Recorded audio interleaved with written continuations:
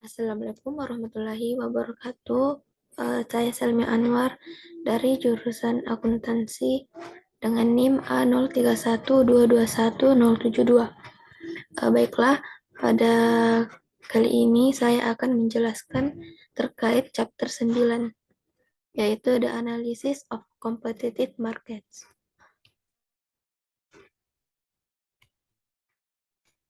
Di sini terdapat kurva 1, yaitu surplus konsumen dan produsen.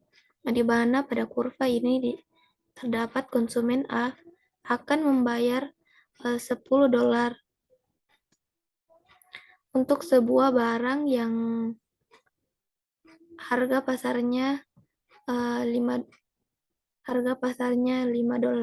dan konsumen C yang menghargai barang tersebut dengan harga yang sama dengan harga pasar tidak mendapatkan keuntungan.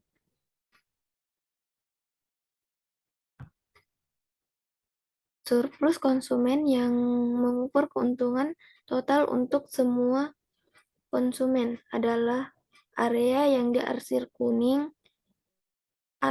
antara kurva permintaan dan harga pasar. Surplus produsen mengukur total keuntungan produsen ditambah dengan sewa faktor produksi. Ini adalah area yang diarsir hijau di antara kurva penawaran dan harga pasar.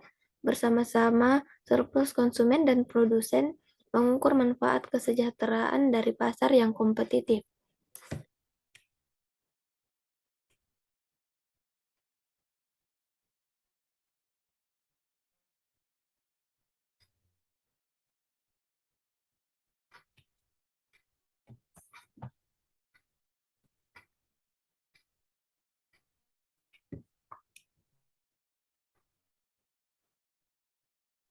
Baik, pada gambar kedua ada gambar kurva perubahan keuntungan dan produsen dari pengendalian harga.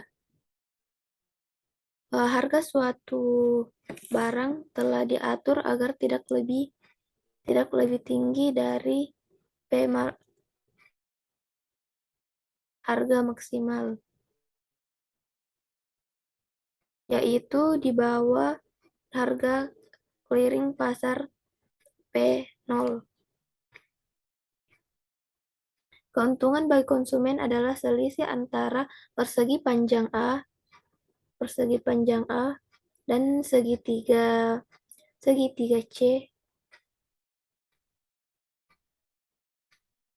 Selisih antara persegi panjang A dan segitiga B. Kerugian bagi produsen adalah jumlah dari persegi A dan segitiga C. Dan segitiga B dan C secara bersama-sama mengukur kerugian yang hilang akibat pengendalian harga. Kemudian pada gambar kurva 9.3, yaitu di mana di sini dijelaskan dampak pengendalian harga ketika permintaan tidak elastis. Di mana jika permintaan cukup tidak elastis, segitiga B dapat lebih besar daripada segitiga B dapat lebih besar dari segi 4A. Dalam hal ini, konsumen mengalami kerugian bersih dari pengendalian harga. Kemudian pada gambar kurva 9.4, yaitu dijelaskan bahwa di sini terjadi kerugian kesejahteraan, di mana ketika harga ditahan di atas tingkat clearing pasar ketika harga diatur agar tidak lebih rendah dari P2, hanya Q3 yang akan diminta. Dan jika Q3 diproduksi, maka deadweight loss ditunjukkan oleh segitiga B. Segitiga B dan C. Pada harga P2, produsen ingin memproduksi lebih banyak Q3.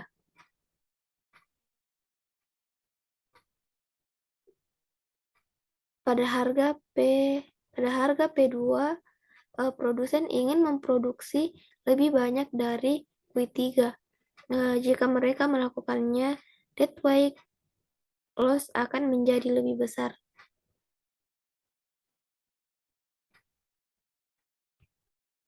Baik, pada gambar 9.5 jelaskan tentang kurva harga minimum. Di sini harga minimum diatur agar tidak lebih rendah dari price minimum. Produsen ingin memasok Q2, tetapi konsumen hanya akan membeli Q3. Jika produsen benar-benar memproduksi Q2, maka jumlah Q2 kurang Q3 tidak akan terjual dan perubahan surplus produsen adalah A kurang B A kurang C kurang D.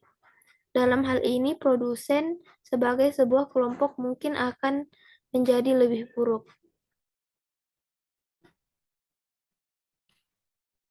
Kemudian pada gambar kurva 9.6 yaitu upah minimum. Meskipun upah yang berlaku di pasar adalah W0, perusahaan tidak akan diperbolehkan membayar kurang dari W minimum.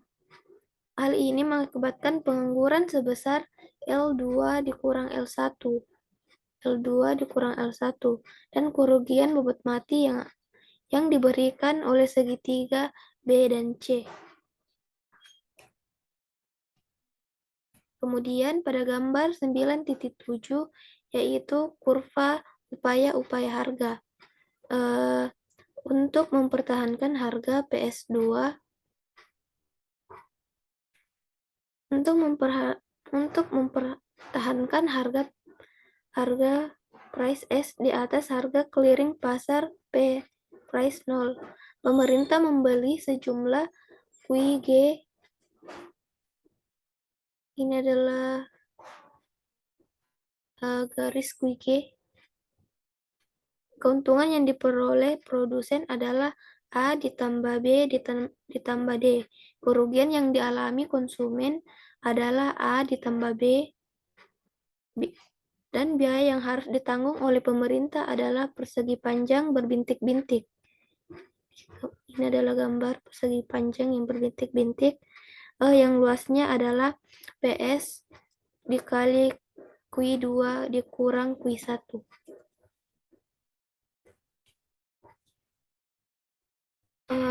Selanjutnya ada gambar 9.8 yaitu pembatasan pasokan.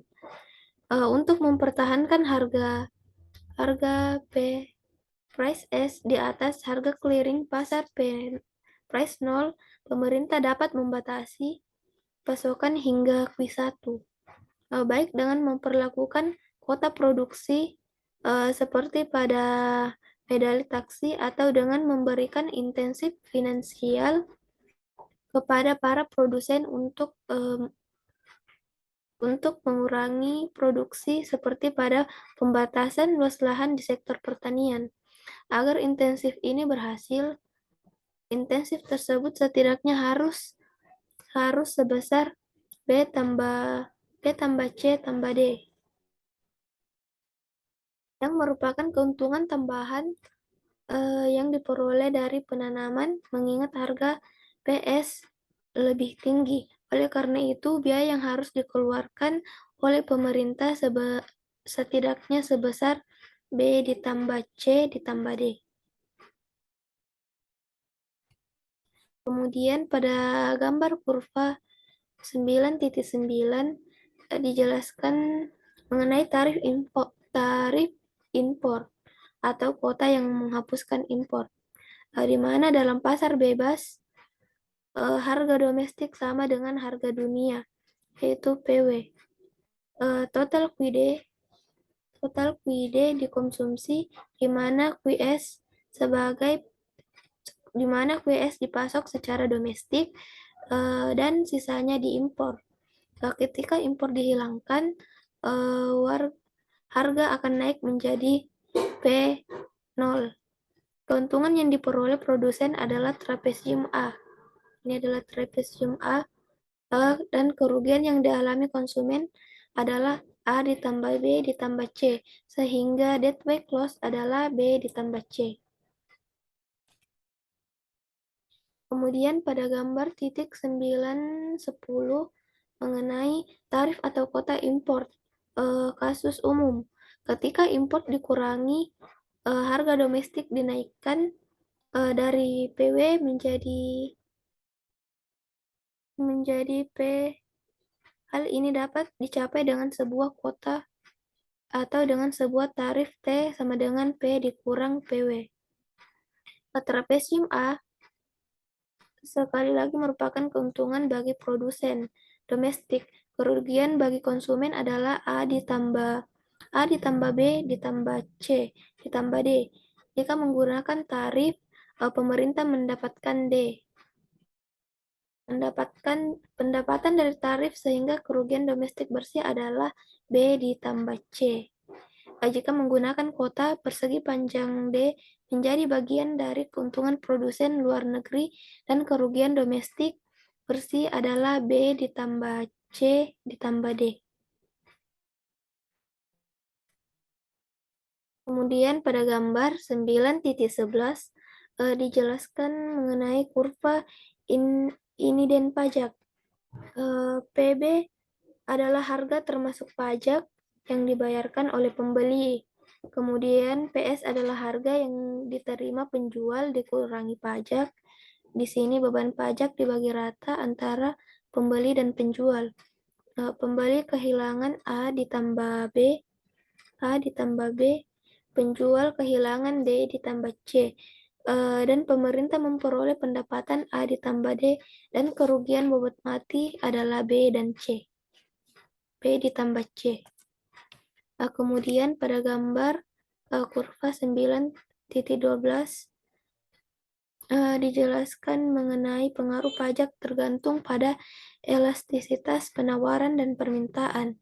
Di sini pada gambar A dijelaskan bahwa jika permintaan sangat tidak elastis terhadap penawaran, beban pajak sebagian besar jatuh pada pembeli. Sedangkan pada gambar B, jika permintaan sangat elastis terhadap penawaran, maka beban pajak lebih banyak ditanggung oleh penjual. Kemudian gambar 9.13 dijelaskan mengenai subsidi. Subsidi dapat dianggap sebagai pajak negatif, seperti halnya pajak manfaat. Subsidi dibagi antara pembeli dan penjual, tergantung pada elastisitas relatif penawaran dan permintaan.